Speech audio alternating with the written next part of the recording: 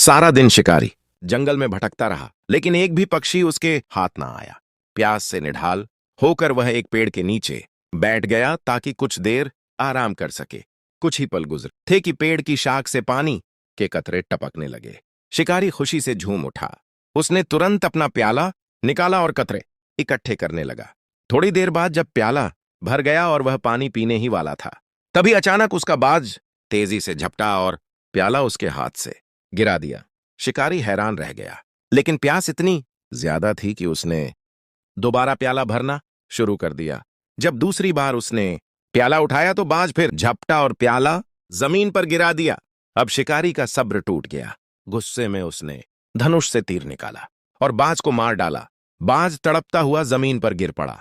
शिकारी गुस्से से बोला, मूर्ख पक्षी, क्या तू चाहता था कि मैं प्यास से मर जाऊं? यह कहकर उसने फिर प्याला भरना शुरू किया, लेकिन जैसे ही उसने ऊपर नजर डाली, उसके रोंगटे खड़े हो गए। पेड़ की शाख पर एक काला जहरीला सांप लिपटा हुआ था।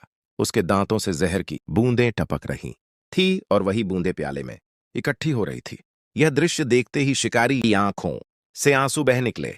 उसे एहसास हुआ कि जिसे वह रुकावट समझ रहा था, वहीं उसकी जान बचा रहा था। लेकिन अपनी जल्दबाजी और गुस्से में उसने अपने सच्चे साथी को खो दिया।